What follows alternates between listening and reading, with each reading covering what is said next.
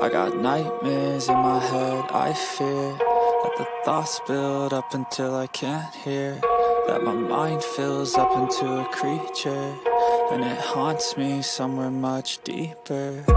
Anxiety, filling up every space, no privacy. And silently, it could build and build until you finally see, whoa, it's taking over, damn no closure, moving closer. No exposure, I just wanna be a loner. Some can't stay sober, looking over all their shoulders, like moving boulders just to get out of the home. It sucks, I've had enough, I don't wanna feel the stuck under the rug, all my problems that I shove. I got nightmares in my head, I fear that the thoughts build up until I can't hear, that my mind fills up into a creature, and it haunts me somewhere much deeper. I got nightmares in my head, I fear that the thoughts build up until I can't hear, that my mind fills up into a creature, and it haunts me somewhere much deeper. Welcome everyone to my experience with the phenomena, where we hear from experiencers like yourself. And tonight is going to be another example of that, as we are getting in tonight to extraterrestrials and children. Contact with extraterrestrials. Why do they contact children? Is this a thing? Is this something obviously we should be concerned about? If they're contacting our children, think that's something that should be talked about and realized and maybe put on the main stage. So we're going to be doing that with our experiencer tonight, Nikki Jacobs, Angels Are Life. She's going to be talking to us about some experiences that she's had in relation to this. So it should be an awesome show, guys. Definitely want to make sure we go ahead and get into who has come in tonight. And I do see that Race Fan has the gold as always. We got T-Bone coming in as well, Mr. Rob G. Hi, all. And we got Kitty Catty Whack in the building. Also, Jessica S. Jessica S. is here. We have Deb from Sacramento. We have Flat Six saying, hey, Rob. Who else do we have? Let's see. Who else do we have? I saw some names. Brown Dwarf is in the building for sure. We have Christine. Christine is here. Appreciate you showing on up tonight. Let's see. Who else do we got here? Let's see. We got some lurkers as well. Hello, lurkers. Do appreciate you coming through as well for the show tonight. We're going to be getting into some awesome stuff. So let me go ahead and bring up some of the promotional material for the show. Obviously, we have my experience with phenomena, as you see here. It's going to be awesome. Deb from Saks has the right idea. Says, abduct that like button, please, so you don't forget later. That would be awesome. Yeah, definitely consider doing that if you wouldn't mind. Take one moment, hit the like button. It helps the show. It helps the algorithm and kind of helps get this out there. Thank you, Robert White, for coming on in. You have an Aussie in the building. That's what I'm talking about. Robert White, thanks for showing up tonight. We do appreciate you showing up here to the show, My Experience with Phenomena, where we talk about your experiences. So, by the way, let me go ahead and get into the promotional material here, obviously. Want to tell your experience. I would love for that to be the case. If you want to be a guest on this show to tell your experience with the phenomena, go ahead and contact booksocialshow@gmail.com. Send me an email there. Kind of give me an outline of what part of the phenomena you may have experiences with. That way we can formulate a show that would fit that. You can also call the viewer call-in or message line, which is 24/7, 856-843-3444, or that's 856-THE-DIGG. If you're outside the U.S., like our Aussie friend Robert White, you may have to dial 001 first, then the number to go ahead and get connected here at the Social Dig. So we do appreciate you guys taking a look at that. Also, memberships have been available for a while now, and they're still available. You can become a social soldier today at any time by joining. There's a join button usually right up under the screen here. So far, we have a great list of members, and we do appreciate all your support because what happens is, as a member, I will be adding things later, but for now, memberships just basically help the show, help us put on the best possible quality show as far as quality goes. Because I want to get editors, I want to get script writers, I want to get a team together that can kind of help raise this show to the next level. This show and the other shows that we do here. So let me shout them all out real quick. Maggie M10, The Beekeeper, Dean Nunley, T-Bone, and Joanne, Tamar Band, Richard Wilson, Lovely Love, Dogface, Woo Riders DG, Poncho Zork, Deb from Sacramento, Flat Six, Lulu Bell, President Zaddy, Eternity Eternal, Thirsty, Bryson's Folly, Magneticus Attractus, Urso Suprosov, Kurt M, Hips and Ships, welcome to the show, Little Can 51, Lisa Davis, Kitty Catty Whack, Joe Monk, Phil R, and Chris Jarvis. Thank you so much for helping the show. We do appreciate that. And thank everyone else for coming on in and just participating because that helps as well. With that being said, let's go ahead and move on. We do have the social shop once again available. You should see it under the screen when you come to the channel. You can support this way as well by going to get some cool swag. You can do that at any time. That is all available as well. Moving on. This is just kind of what the hoodies look like. So this is the front and this is the back with the Social Dig logo. Awesome stuff. You would be supporting out there in the world. People say, hey, what's that? That's cool. You're like, you know what? Let me talk to you about humanity. Let me talk to you about where we're going with this, right? And you kind of spread the message like a talking piece, right? Love it. Let's see. Let's keep going here. Yes, the topic of the show tonight, extraterrestrials and children. I think it's something that's overlooked. I think it's something that's very important to talk about and maybe consider, what is the reason that this happens? Are extraterrestrials aware that they're contacting children? You would have to ask yourself that at first. And then why? Why? What would be the reasons? We've talked about that on this show many times, not on this particular show, but just on this channel. And over at Spaced Out Radio, the After Hours, we've talked about it there as well. What could be some of the reasons that this happens? And I have some theories.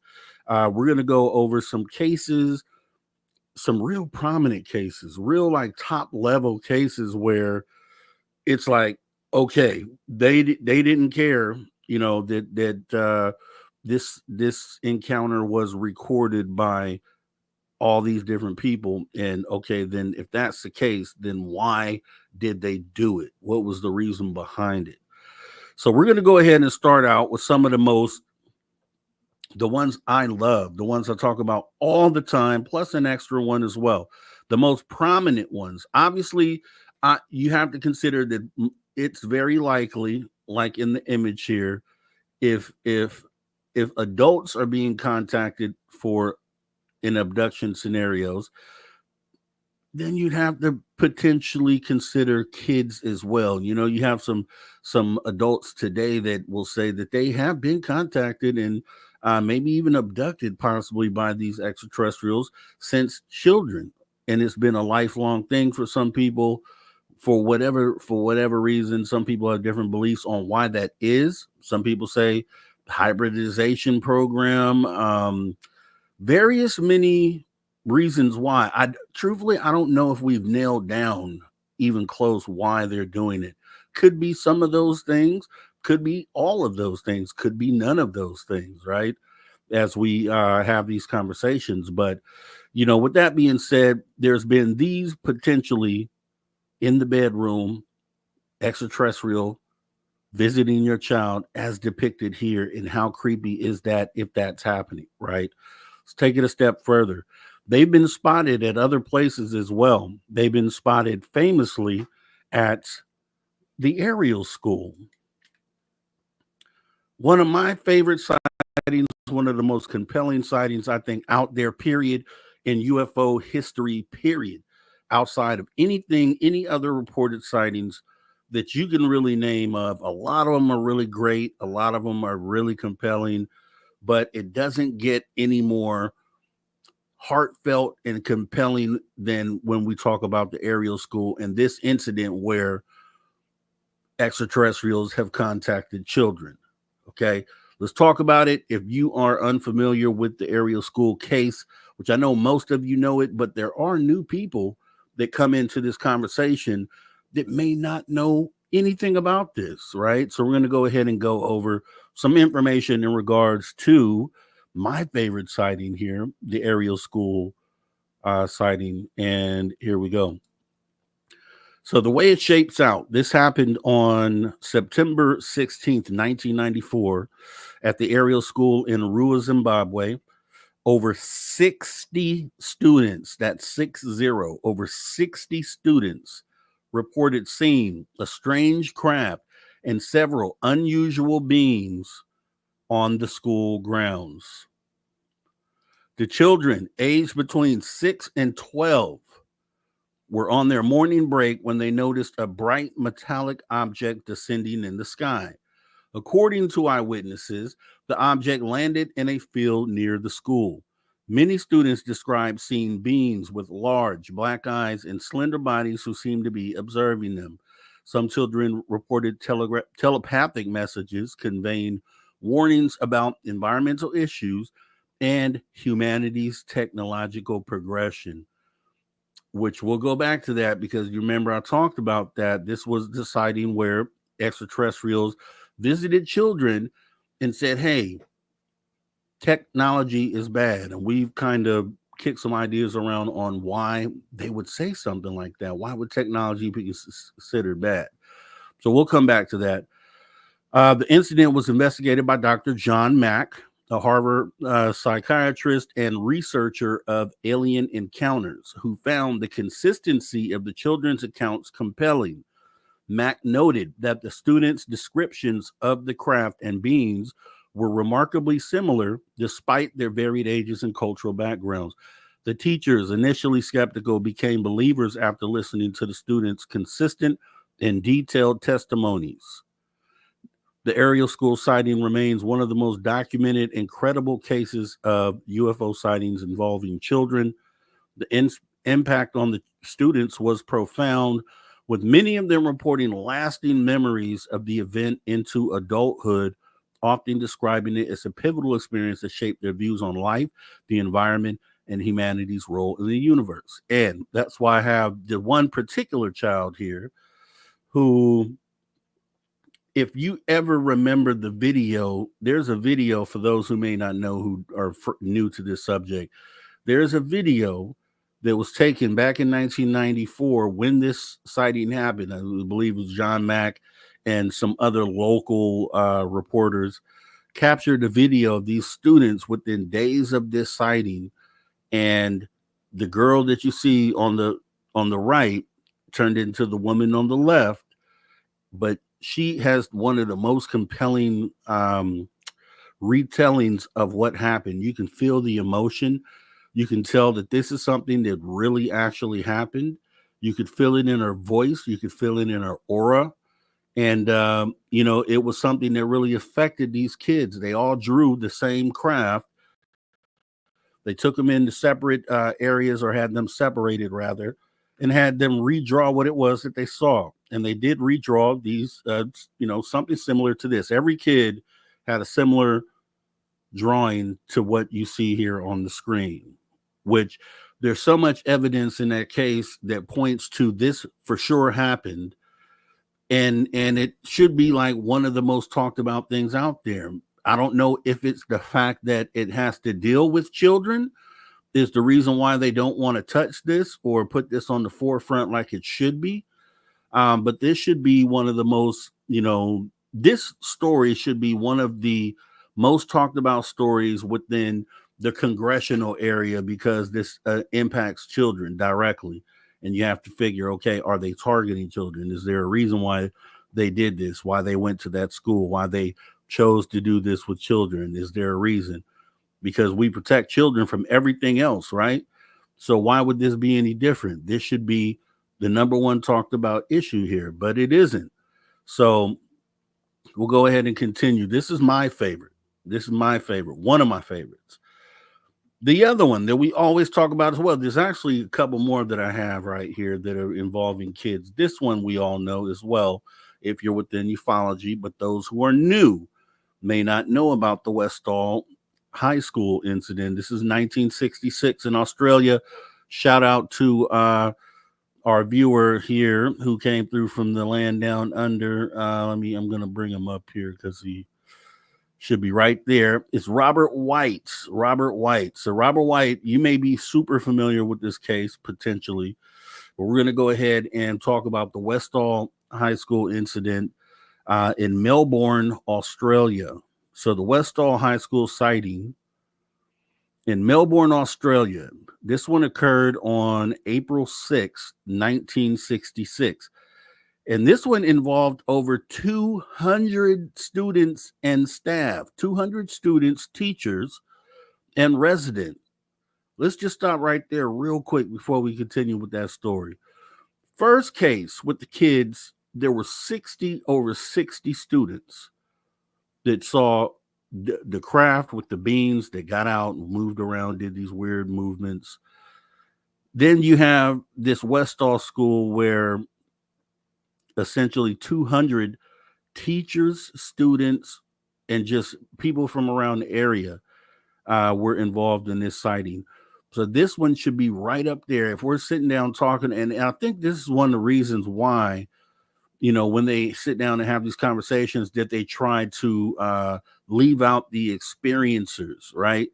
Because if just like I always said, us collectively, if we sat down, we have every element of disclosure already. We have every element that you would need to bring disclosure. The only thing that we don't have are the physical craft or the bodies. Other than that, you start sitting down and we give the most compelling stories if we are able to do that, or if someone was able to bring that into Congress, these would blow their mind. They couldn't help but blow their mind. So hopefully at some point we get someone that has the ability to sit there and tell these stories. And hopefully they've already been told in front of Congress. Maybe we don't know about that. But over 200 students, teachers, and residents who reported seeing a silver saucer-shaped object flying over the school and a nearby grassy area. Witnesses observed the object hovering, moving at speed, and eventually disappearing behind a grove of trees. Some students reported seeing multiple objects, with one landing briefly before ascending and flying away.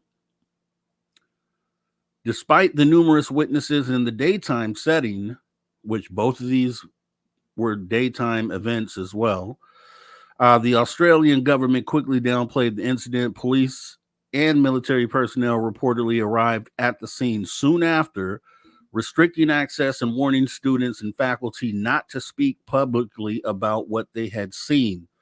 Some witnesses claimed that they were threatened with expulsion if they discussed the event. The Westall incident has been subject of documentaries, extensive media coverage, and academic analysis. Researchers point out the remarkably consistent testimonies from students and teachers, with many of them standing by their stories for decades later. This happened in 66, so this is almost 60 years old at this point.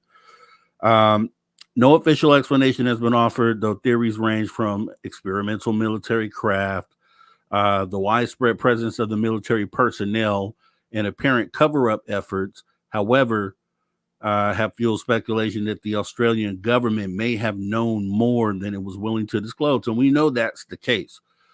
200 people don't see something that maybe a few of them are mistaken, maybe 10%. Okay. That would be 20 people out of 200. That'd still be 180 people with credible accounts here. You gotta look at this and you have to say, dude, everything else out the window. If these were the only two experiences that we could sit and talk to, this would be a slam dunk. This for anyone with the open mind coming into the conversation, and you should be concerned because in both of these instances, these extraterrestrials out of any other place on the planet chose to visit a school yard. So whether they're aware that, okay, this is a school and those are children down there, if they're aware of that, that's to be seen, and maybe they are. But if they are, then we should definitely be concerned. Hey, W. Decker in the building. W. Decker, thanks for your support tonight. Hey, Mr. Rob G, I hope all of you are doing well. Have a great show. Thank you, sir. Really do appreciate your support of the Social Dig. That's where we're at. Thank you very much, W. Decker. So, yes, I mean, it's definitely something we should be concerned about. So, moving on, this one was one that was new to me and was something that I really didn't, know about. I've heard about it recently. I've looked into it a little bit, but it's still another example of a time where these things chose to single out schoolyards and children, right? So here we go. Broadhaven School, 1977. This is in Wales. So maybe I don't even know if there's a lot of people here that even know about this. Even if you are within ufology, this one was new to me. And excuse me, I thought I heard them all. So let's take a look here. This is February 4th, 1977. So almost 50 years ago, in the village of Broadhaven in Pembrokeshire, Wales, a group of 14 students at Broadhaven Primary School reported seeing a silver cigar-shaped object land in the field near the playground. The object was described as large, metallic, and featuring a dome. Some students claimed to see a figure in a silver suit near the craft. The students, aged between 9 and 11, alerted their teachers, who initially dismissed their claims as a prank. However, after seeing the children's sincere reactions and their consistent accounts, the teachers and local authorities took the incident more seriously. The Broadhaven sighting gained media attention, and a local investigation was conducted. Several students were asked to draw what they had seen, resulting in remarkably similar sketches of the craft and the entities. Some local adults also reported seeing unusual lights and objects in the sky around the same time, lending further credibility to the children's claims. In the years following the Broadhaven incident, additional sightings were reported in the area, which has since become known as the Broadhaven Triangle, due to its frequent UFO activity. So this one was actually awesome. This one is one that I didn't even know about, but maybe this is where they got the idea from. Thank you so much, Deb, from Sacramento, for your support of the show tonight. I really do appreciate you. W. Decker, I'll see you at 10 and raise you 10. LOL, sweet Robbie G. I really do appreciate support, guys. This is so awesome. I'm doing this from the heart, guys, and this is unexpected, but appreciated. The channel can use all of this help, and I do appreciate you guys. Challenge accepted, Deb from Sec. I love it. Thank you, guys. You guys are so awesome. T-Bone also has gifted 5 subs, which is totally awesome, and I do appreciate your support here, guys. Really do. I really, really do. Thank you so much. Thank you so much. Love you guys. So, yeah, with that being said, this is 3 school events, right? You got to ask yourself, okay, what is the reason why they are contacting these children? Why do they realize that they are contacting children? I mean, these children are about the same height as them. So they're looking at it like, okay, these are more approachable type of entities than these other larger ones, or do they specifically know that these are kids at a school and they're zoning in on them? And we're going to talk about some of the reasons why they might be doing this. So some of the possible reasons, with extraterrestrials making contact, they make contact with human beings, we know from experiencer stories and abduction stories. Making contact with humans have intrigued people for decades. One of the curious aspects of the phenomena is the reported contact with children. So one of the most compelling reasons why extraterrestrials might choose to contact children is due to the natural openness and heightened perceptiveness that young minds possess. We've talked about this before, for sure. Psychologically, children tend to be more receptive to new and unfamiliar experiences compared to adults, who often dismiss unusual phenomena based on pre-established beliefs of skepticism. This openness may make children more likely to perceive and accept interaction with beings outside of their normal understanding. Without the filters that adults apply to based on cultural, scientific, or religious beliefs, children are more inclined to accept the extraordinary at face value, allowing them to observe or interpret these encounters more authentically.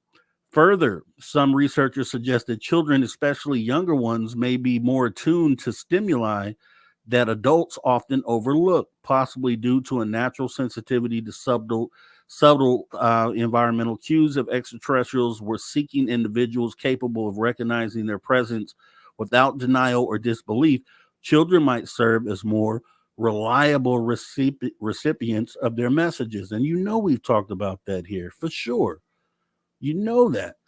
Thank you so much, Susan Alloway, for your support and help here tonight on the channel. We do appreciate you all day and all night. Thank you so much. Enjoying your shows, Mr. Rob G. Thank you. I really enjoy putting these on for you guys, so I appreciate the appreciation. Let's go there. Thank you so much.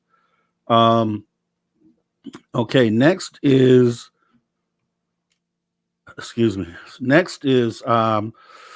maybe a lack of social conditioning and prejudices within kids, because children have not yet absorbed the full range of society biases. Once again, something we've talked about here. They haven't quite been put into the machine yet that they get put into once they enter kindergarten and then the school system, and they get prepared to get into the machine and turn into a lifelong worker. So prior to doing that, they have not yet absorbed the full range of societal biases, conditioning, and stigmas that often prevent adults from accepting the possibility of extraterrestrial contact. Many adults have preconceived notions about what is real or possible that can cloud their perception and lead them to dismiss or rationalize strange experiences. Children, on the other hand, are less bound by these limitations and may be more willing to accept encounters with extraterrestrials without questioning or denying their reality. Now, for extraterrestrials trying to make contact, this lack of conditioning can make children ideal for initial contact, as children would be less likely to reject or misconstrue that experience. Additionally, children are more likely to report these encounters honestly, Ariel School, to adults without the fear of ridicule or judgment, which could help establish a more genuine understanding of the phenomena. This all ties into everything that we have said on this channel about these sightings, these extraterrestrials and children. So it's awesome to see this. Wow.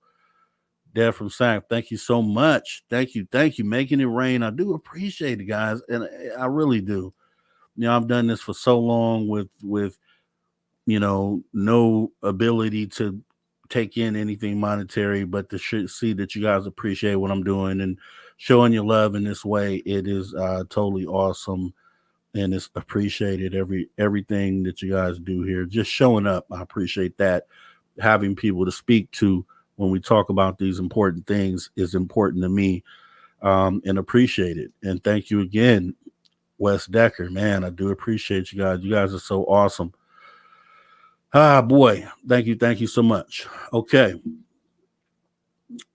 So the potential for long-term influence, because we talked about, and you've seen me talk about with a lot of spiritual people on the Spaced Out Radio After Hours, that you have to, the kids are they're just more open to things being possible at that point. So before those restrictions or suppressions get put on them by society, they're more open to these experiences and what it is that they're seeing, or and we've even talked about that maybe some of the things, the imagination the kids have at that age, maybe that's you being completely unlocked and understanding that there's way more that's possible than what adults have put together as society, right?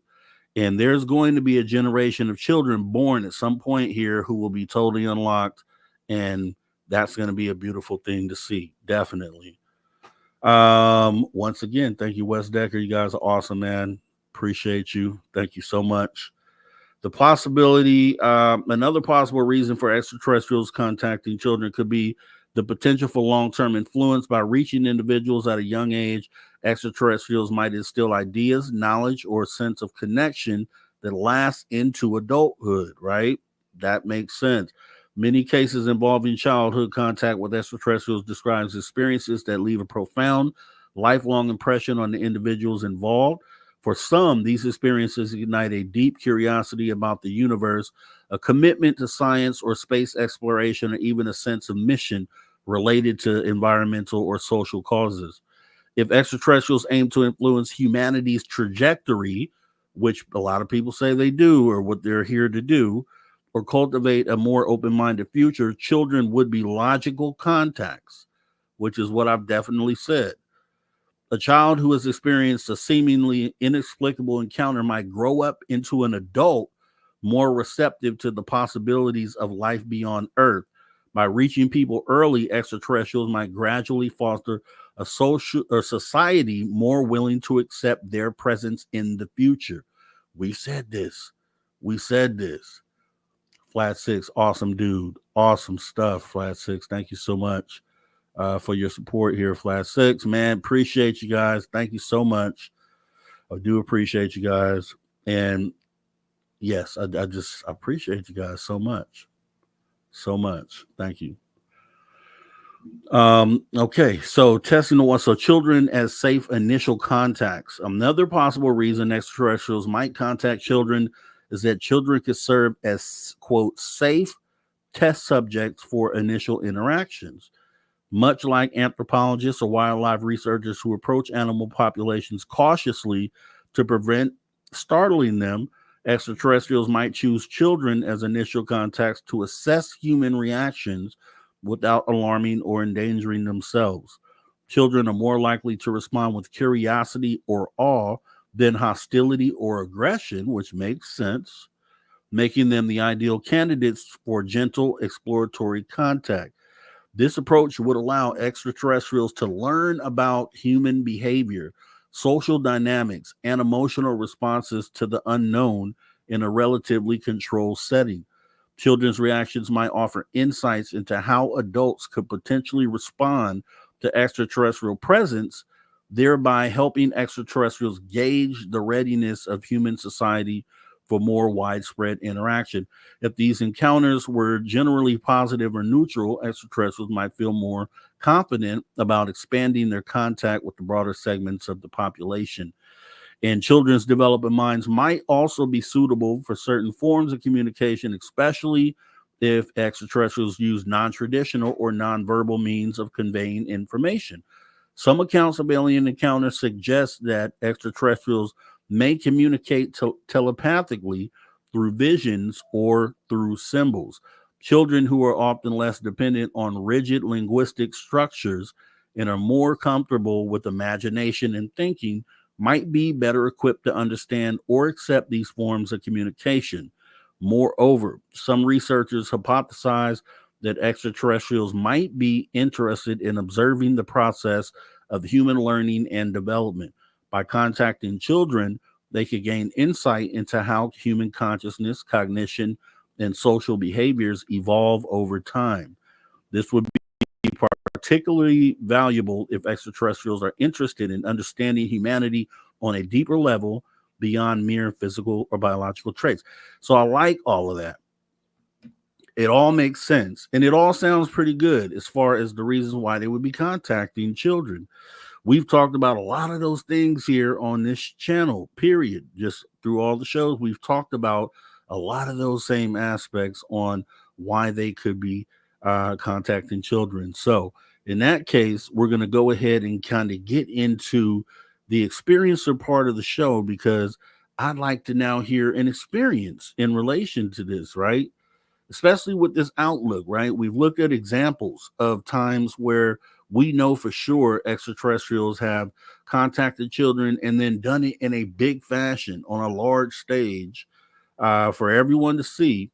And then we looked at reasons why this might be happening. So with that being said, now it's time to hear from the experiencer. And our experiencer tonight is none other than Nikki Jacobs. Angels Are Life. Nikki, hi, how are you this evening? I'm doing good. How you doing?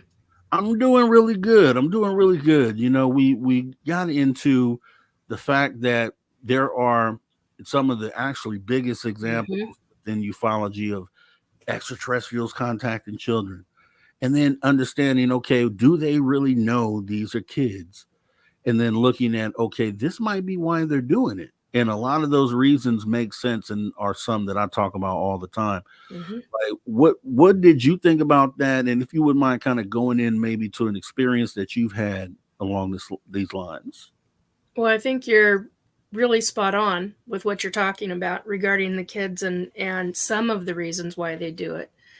I know from personal experience that it's genetics, because I was standing on an ET ship at 4 years old with my arms and legs wrapped around the leg of a tall white ET. And he was kind of like a father figure. I became a father figure over the course of time, and he allowed me to watch what I call the splice and dice in the science lab, what we would call a science lab. So I got to see firsthand how they were doing things. Can I describe it? No, because I don't understand it even to this day. I just know it was being done, and he wanted me around him, and he was wanting to teach me, and that was one of the experiences that I remember. So yeah, it's a lot of it has to do exactly with what you talk about, and another reason is because of the genetics. So it goes way beyond genetics and way beyond the fact that we were kids, when they were taking us. So I've got a lot of different experiences. That's just one. Oh gosh, brain fart. I had what I was going to say, and now it's gone. That's all right. It's kind of one of those things. Yeah. But so, another experience is when I was 4 years old, and 1 minute I'm not remembering much other than I was afraid. I was on board ship, and I don't know how I got there. And there were a lot of kids, a huge room of kids, and a number of human adults. And us kids were being corralled by the human adults, and some of us kids were allowed to hear because the ETs were telepathic with all of us. And there's a fear factor for me in some of my memories regarding this one incident. I call it an incident because I don't have the entire memory. And basically, 1 minute I'm looking at the group, I turn around and I see a wall with a window, and outside the window is black. And then the next thing I see is something very colorful speeding by. And I'm like, what was that? I've never described that before, not even on my own broadcast. So, but that's actually what caught my attention, was something quickly going by the window. So I turned back around to the group, and mind you, it was a wall. It was just a wall with a window. When I turned back around the second time, underneath the wall was a platform with a small set of stairs just big enough for a kid. And that was what I've since made the realization, was that the metal was living metal. It's taken a lot of years to figure that out, because how can there be a wall with a window 1 minute, and the next second, when you're turning back around, there is what I could only classify as a platform. It went up. It was just big enough for a kid, not an adult. And there was a set of stairs off to the left of it. And I walked away, which we weren't supposed to do. I don't know why I didn't get into trouble. I walked away from the group and walked up the stairs and onto the platform and proceeded to touch the window because I was fascinated why this glass didn't have a reflective surface. Mhm. So as a little kid, here I am, 4 years old, and I'm like, that's cool. And the next thing I know, well, it wasn't my left hand, it was my right hand, but I'm like, wow, because I expected my hand to go through. It was completely see-through. There was no reflective surface. And when I realized that it was a window, a true window, I was like, why can't I see anybody behind me? Hello, it's a window. It should have glass on it. So it made logical sense to me that I should be able to see people behind me. I couldn't see anybody behind me. And so I expected my hand to go through the window, and it didn't.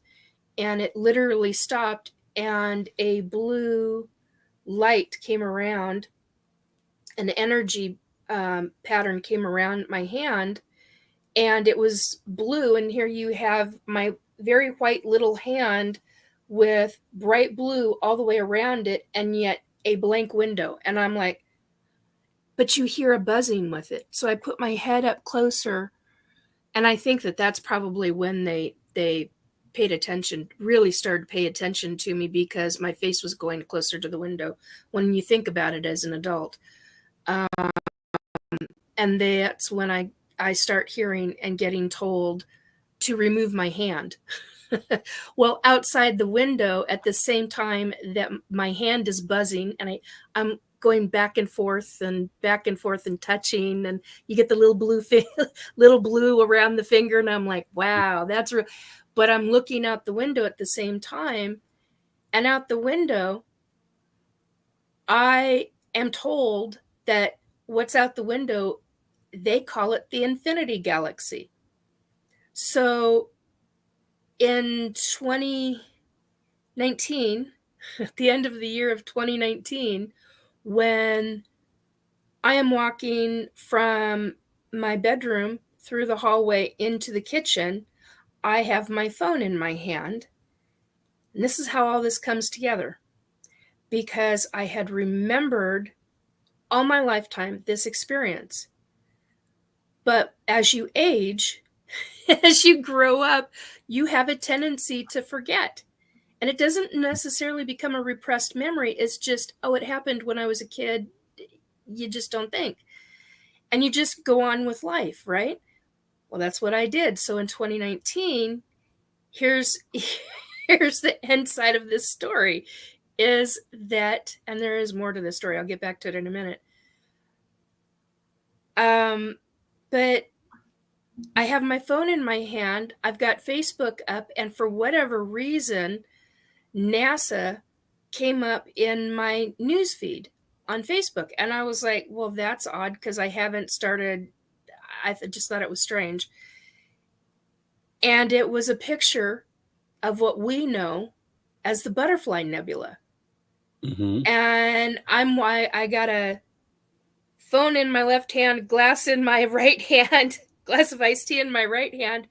And I had just made it to the counter, just like a fraction of a second, made it to the counter. And as I'm seeing the Butterfly Nebula, the glass drops to the counter and my knees buckle and I nearly go down.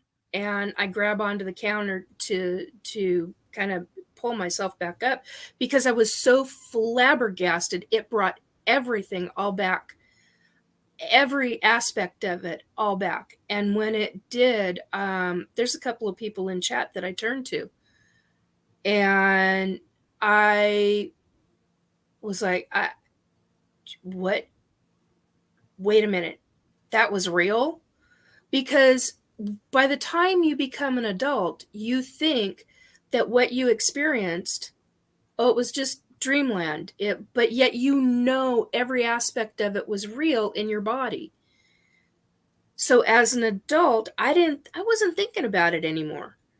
I had gotten kind of back into ufology in 2018, and by 2019, when this showed up, it brought everything back into full memory. And I was like, holy, it just totally freaked me out that what I remembered was real. And so here I am, this little 4-year-old standing on this platform, looking out with the finger and then the hand and the hand again and the finger on the window with the blue. And out this window is a nebula that I have only ever known as the Infinity Galaxy. And because that's what I was told. And we're literally going by other nebula. So I have all of these nebula and nebulas, nebulae, whatever you want to call it scientifically. I have all of these memories of going by. I know we went by planets because I've got that in my, it's like a body memory, but it hasn't come to the full surface yet, which is a lot of how things happen. As an ET abductee, I say I've been an ET abductee since I've been 4 years old. I'm 56 years old now. So long time. But as a child, that's one of the things that really implemented, stood out, made the biggest impression on me was that platform, standing on that platform, that window, and then being told that it's a, I had the words, now it's gone. It's a form of a barrier. And that if you touch it for very long, you're going to have some problems. Now, they never specified what kind of problems. I'm fascinated now as an adult what would have happened. But it makes sense why they got to me before I actually put my face up to it. Didn't hurt my hand, you know. But yeah, outside that window here, we have so many different space things. I can't even, Robert White, it's because of Robert White, who's in the chat, that he was like, okay, since that's what you saw, let's go through some of the other space nebula or space or the constellations or the different things and see what it is that he printed them up. He printed them up, and he's like, these are the ones that you remember the most. Now he's got those. I have them, but they're so far buried in protective mode, computer protective mode, and thumb drives and everything. So that's all part of what that'll eventually all go into my book whenever that gets fully written. Let me answer this real quick. So yeah. what do you think is the difference? Because some people don't get contacted until later on in life. True. So for the first time. So what do you think the difference is between you being contacted as a child versus someone who may just being contacted as an adult? Like, do you think the purpose is different? Do you think different outlook there? Okay. Yeah. I'll hear about I do. The ones that are from childhood. Now, see, it's only in the last 2 years that I made the realization that my mom was abducted. Well, last year and a half or so, I should say. That's more close to accurate. And to make the realization, because I thought I was the only one in the family. Even logically, I know that it's genetic based, even though I have the memory of having this itty bitty skinny leg with my legs wrapped around it, and looking up going, what are you doing? What's that? You are so inquisitive, Nikki. I used to get called Miss Nikki, and I'm like, wow, okay. Never get called Miss Nikki, but you know, and they're 7 feet tall. These tall whites, and I call them tall whites because I don't know what else to call them. They are literally the tall, 7-foot tall grays. They've got a gray head, not abnormally larger than any of them. I mean, I've seen all different versions of grays. But the really skinny, almost emaciated, well, not quite emaciated, but darn near close emaciated type of torso body, and then the really long skinny arms and skinny legs. And these specific ones are they're a form of a gray, and there's all different sizes of them, but and the only reason why I know that they're a form of the gray is because I was so close to the leg, to the skin, to the arms or the hands. I've had them in, their hands have been in my hands. And so when you look at the skin up close, excuse me, when you look at the skin up close, it's really light, almost pale gray. But when you're looking at them from a distance, they look like what we refer to as a tall white. And I'm just stunned. I mean, what do you say? Literally, what do you say? So to make the realization that my mom has been an abductee, the fact that she remembers it,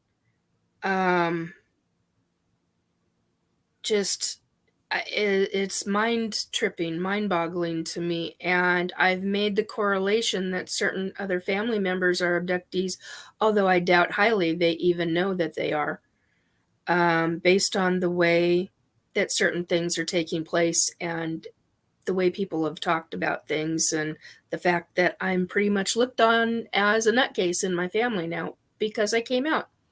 Which is fine. I'm at an age in my life where I don't care anymore. I don't care what people think of me anymore. I'm gonna talk about this. This is important that people hear these stories, that people hear about abduction stories, and that they're not all scary. There are some that I do have that are very frightening. There are some that I have that are very loving. There are some that I have that are like, it happened, so what? Mm-hmm. It's just what it is. It's part of and that's why I have consistently said this is, once you are an abductee, even once, even if it just happens once, there is a process to this, and it is a heck of a process, because you've got to wrap your brain around what has taken place to you, whether you can accept it or not. And if you can't, most people that can't, they kind of lose their mind over it, or they shove it so far out of their mind, it didn't happen. It never happened. I don't care what you say. It never happened. Okay. Even if you had somebody that was there with you, and it's one of those things that can divide families. It can divide couples. This is an extremely touchy subject for a lot of people because of how we have all been raised in society to believe, and because of the government narratives. Look at what they've done. So when I'm dealing with all of these things, I don't care. I literally, people are going to think what they're going to think. I can't control that. Why would I want to? Everybody's got their own opinion. So I basically want the information out there of not only the good stuff, but the bad stuff. I want it all talked about. And the experiences, that's just one of thousands. And I already know it's thousands. I just am trying to grasp as many of the memories that I can. I have a photographic memory. A lot of folks know me. I'm a psychic medium. I do a lot of different things. I never came out of the closet as a psychic medium until 2018, for a lot of very good reasons. And that the ET abductions, I went, well, if I'm going to be talking about the psychic stuff, let's go for it. Let's start talking about this too, because I'm tired of what's going on in ufology. We as experiencers are the ones who are doing the disclosure. We have been from the very beginning. Let me ask you this. Yeah. Do you, as far as the morals go, just the morality of extraterrestrials making contact with children? So whether it's just for just a visit, like in some of the school sightings, or even further going into abductions, do you think, from our standpoint as humans, do you think that we should that contacting children in a lot of cases without parental permission, which you kind of hold that sacred, you kind of hold your child behind that Yep. parental wall? How do you feel like morally about if one were to contact a child of yours, or a niece or nephew, or Oh, I already know they have, but that's beside the point. I'm not okay with it. yeah, There's a lot of, okay, as a parent, Rob, I no. No.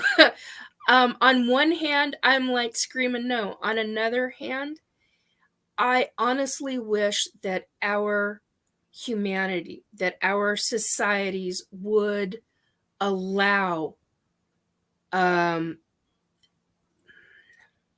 contact, because we're not all alike.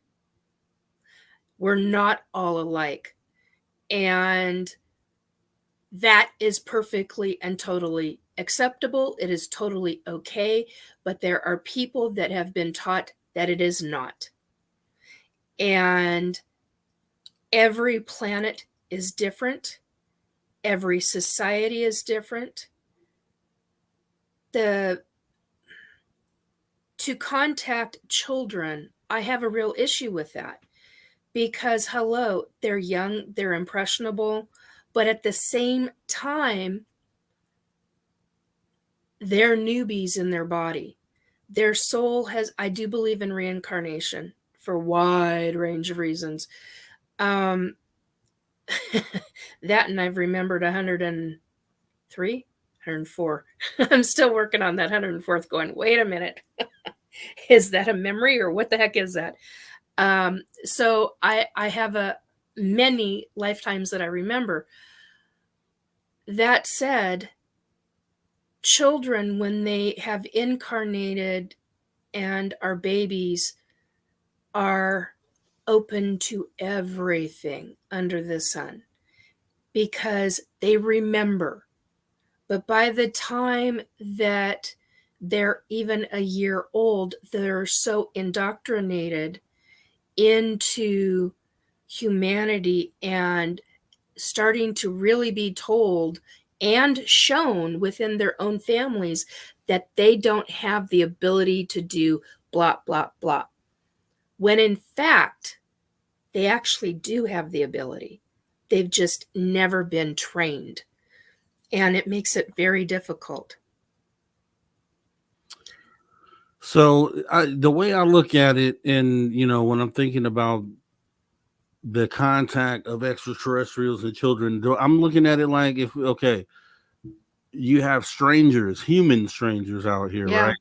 And it's like, okay, even though this stranger might be a nice person, that feeling that like okay, maybe I don't really appreciate you, even though you have good intentions. I really don't appreciate you making initial contact with my child without me being present and being able to make the judgment on that.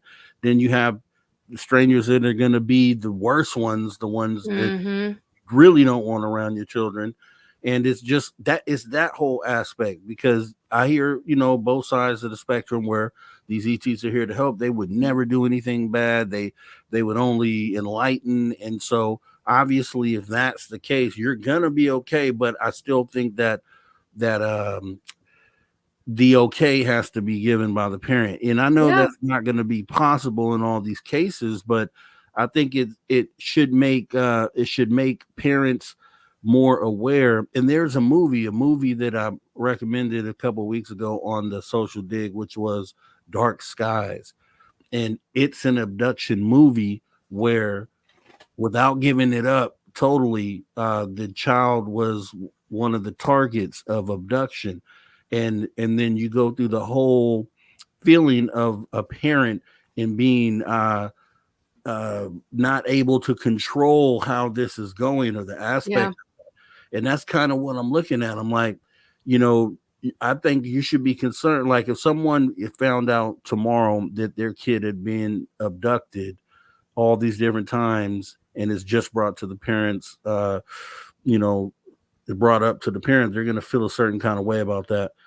And that's kind of just what I'm looking at, because, you know, there's obvious good side to it. We went over many of the options here, which makes it seem like, okay, they see kids as impressionable and maybe they can carry this message into adulthood, which it sounds like that's probably why you were contacted early, so that you can grow old with it and then be able to talk about it on a stage like you're doing now.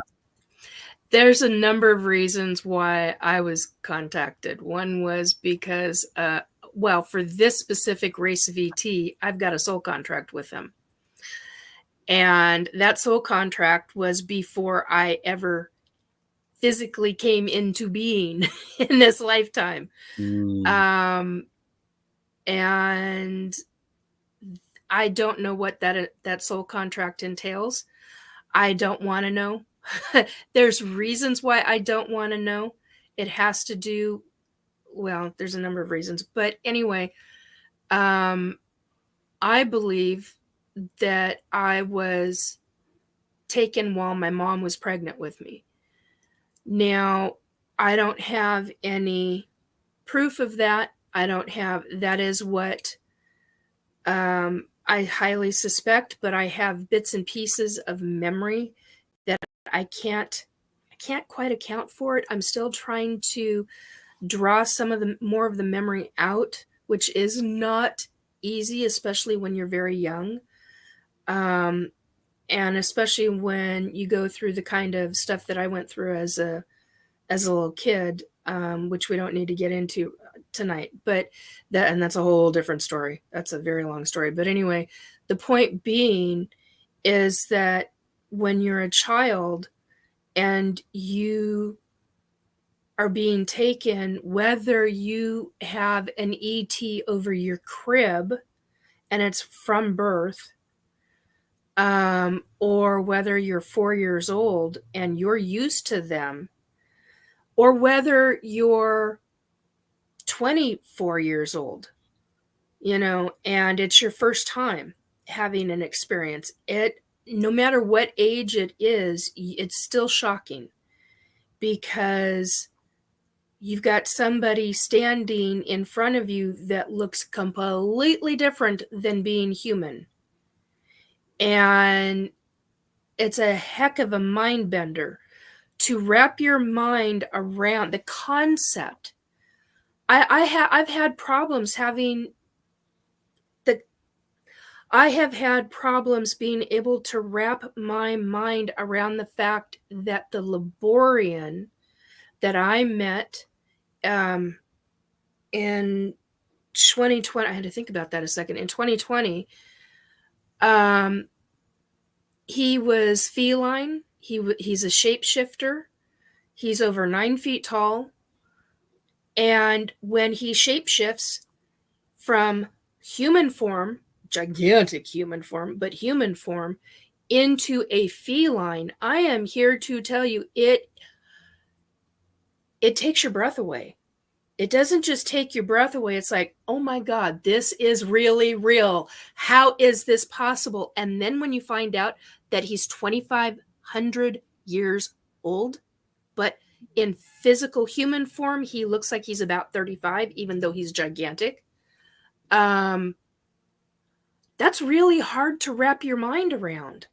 So when you've got experiences like that, and you're standing there just dumbfounded, and all you get, your jaw's on the floor. I mean, all you got, you know. So it's very difficult for us as an adult, let alone a child. But yet at the same time, the child is curious. What is that? Oh, I want to go inspect. I want to go. Can I touch? I want to feel what that feels like. I'm tactile, because as a kid, you're tactile. You want to feel everything. You want to touch everything. And is it squishy or is it firm? you know. So it's just, is it leather or is it scales? And I can honestly say that the tall white, when I was 4 years old, it was soft. The leg and the hands, it was very soft, but yet it looked like it had little tiny scallops to it when you're close up, but at a distance you don't see that. And I'm like, how does he have scales but yet his skin looks like skin? I don't know. And you're trying as a child to wrap your head around all of that, and yet all of a sudden you just accept it because they are a being. They are real. They are there. They're in front of you. You're touching them, or you're holding their hand, or you hear, "It's time to go, Nikki." And they reach down the hand. There's really, on all you see is the long, skinny arm and a hand, coming at you. And you scoot back, and it's like, okay, well, it's time to get up. So you grab for the hand, and they help pull you up, and you're on your feet, and then you're walking away. And it's like, wow, okay. It's a mind bender.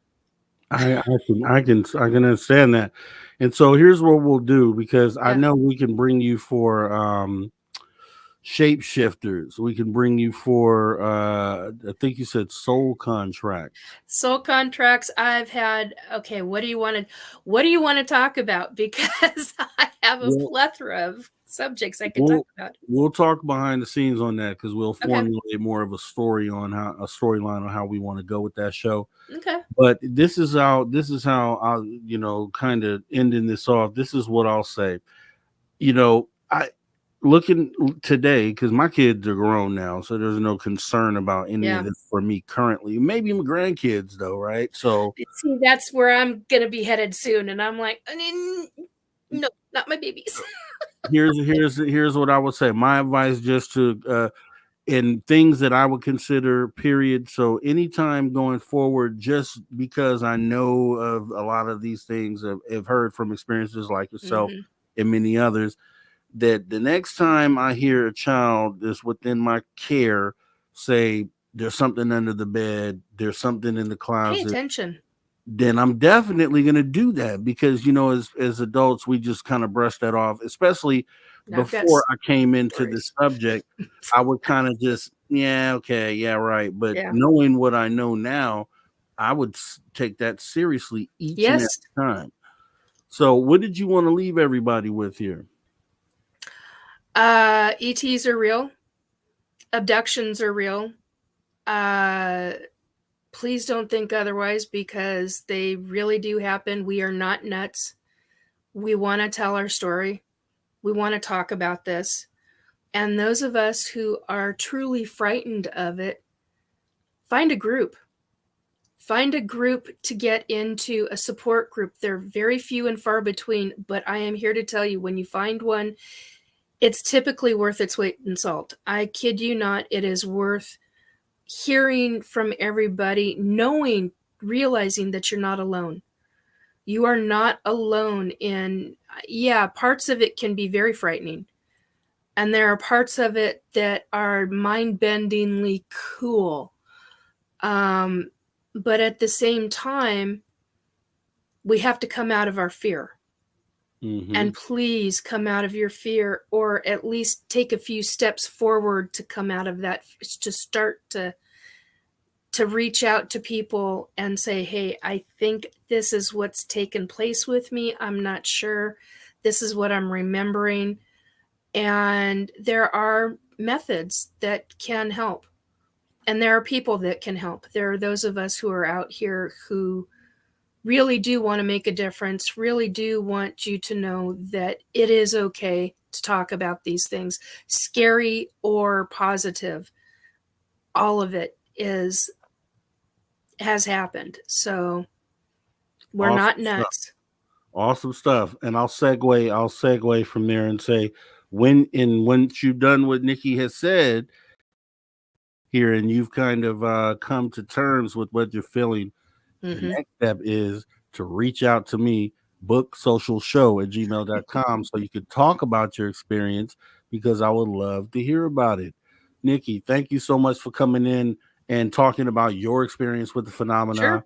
I know what you've said here today is going to resonate with people, and I know it's going to be something that, especially on this topic around extraterrestrials and children, is going to be Yeah. something people walk away with something new from. So, awesome stuff. Thank you so much for coming in, and I'm going to get ready for the next show. Yeah. So, You've got a thank, big show coming up. thank you so much for coming in, Yeah. Nikki. We're going to do another show too. So I'll talk to you behind the Okay. scenes so we can touch another subject. Sounds like a plan. All right, Nikki. This has been Nikki Jacobs and her experience with the phenomena. Thank you so much, Nikki. You have a great rest of your night. You too. Take care. Thanks. All right, everybody. That has been Nikki Jacobs and her experience with phenomena in relation to extraterrestrials and children. I think it's something to be concerned about, just at least on your radar, right? I don't want to fearmonger and make it seem like be afraid, be afraid. But at the same time, just as Nikki and myself talked about a moment ago, you would look at it like a stranger. Just in human terms, look at it like a stranger that you don't know what their intent is, and you don't want any stranger contacting your child without you having a choice on if that contact happens or not. And we know in a lot of cases they say that we don't have any choice whether we're abducted or not, or any real control over the type of interactions that we have. But I would just say, just be in tune at the very least. Like, talk to your kids. Just kind of, like I was saying, if they something's under the bed, I'd go check and see if something's under the bed. Kind of staying in tune with your kid when they go. That's about as much as you probably could do, but at least talking to your kid, maybe not necessarily directing the conversation to them, but allowing them to talk to you and tell you the story. And that way, you have a better idea of where that child might be coming from, drawing a line on what's plausible based on what versus something that might be, looked at as fiction in most other cases. A perfect example, like I said, myself, before, I realized UFOs are here every day and that this is a thing, prior to that, I probably would have had my kid come to me and say, "Hey, there's a monster under the bed," and I probably would have laughed it off. I probably would have, not really looked at it into it too deeply. But I'll tell you what, knowing what I know today and just hearing the stories that I've heard up until this point, I'll tell you that I would look at that as a mistake. It doesn't take but a couple seconds to go see what the kid is talking about, right? Because there could be some level of truth to it. And I'm sure you'd want to have it as much control over a situation like that as possible if it were happening to your child. So definitely appreciate Nikki Jacobs for coming in and talking about this and sharing her experience with phenomena. That's what this show is for. It's for people like yourself to come in, talk about things that you have experienced within the phenomena, and doing that when someone else watches this program, it will help them, it will resonate with them on so many different levels. So we have a long ways to go. This is episode number 7 so far. We have a long ways to go, more experiences. So you can actually contact me, and I go ahead and have this information up here. Let me bring it up actually. No, it's actually back. Let me bring this up here because it's important for you guys to have this here. All right. Want to tell your experience. So I'm going to put this up full screen. Email booksocialshow@gmail.com or call. You can leave a message 856-843-3444 or 856 the dig. Or if you're outside the United States, just add 001 in front of that number. You can text to this number as well. So you can send me a text, say, "Hey, I'm interested in coming to talk about my experience." I'll ask you a little bit about what it is.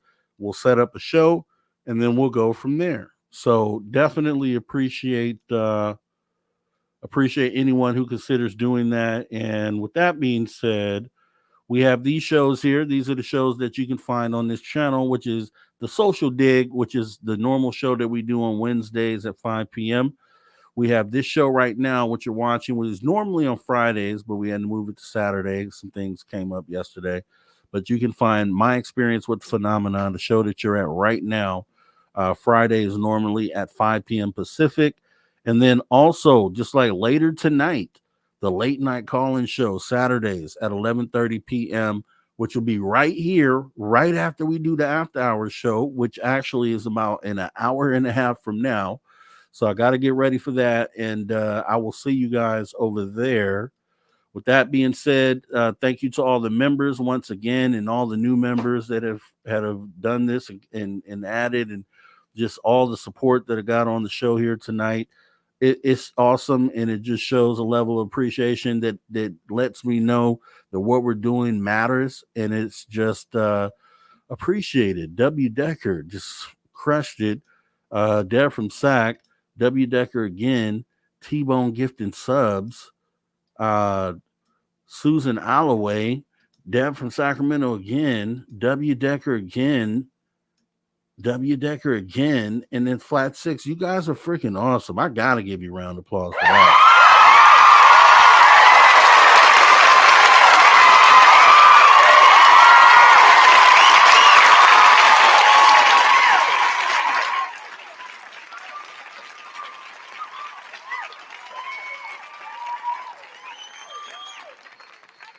And with that being said, we do this for one thing and one thing only. First and foremost, you always hear me say it on this channel because it's the truth. We do what we do here. Every show, the energy we put into it is all done for the positive progression of humanity. We want to move the needle. We want to move the needle for humanity on behalf of those who come after us, right? We may not see the fruits of our labors within our lifetime, but we shall set up that next generation and the generation after that to have, be able to look back on the conversations that we have, and these conversations will still be there for them to view, and they'll be like, wow, they did the groundwork, right? Like they laid the groundwork for what it is we're doing today. And that's just awesome, right? And just even the thought of that being the case is awesome. And you guys are all part of that as well.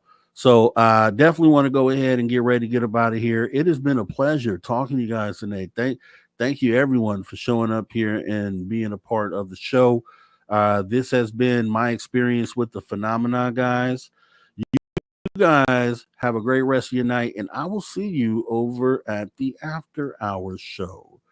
Have a great rest of your night, guys. Take care.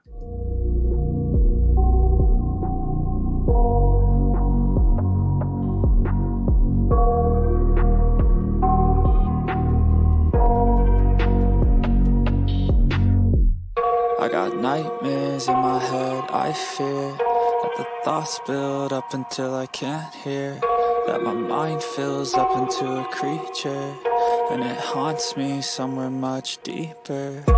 Anxiety, filling up every space, no privacy. And silently, it could build and build until you finally see, whoa, it's taking over, damn, no closure, moving closer. No exposure, I just wanna be a loner. Some can't stay sober, looking over all their shoulders, like moving boulders just to get out of the home. It sucks, I've had enough, I don't wanna feel the stuck under the rug, all my problems that I shove. I got nightmares in my head, I fear that the thoughts build up until I can't hear, that my mind fills up into a creature, and it haunts me somewhere much deeper. I got nightmares in my head, I fear that the thoughts build up until I can't hear, that my mind fills up into a creature, and it haunts me somewhere much deeper.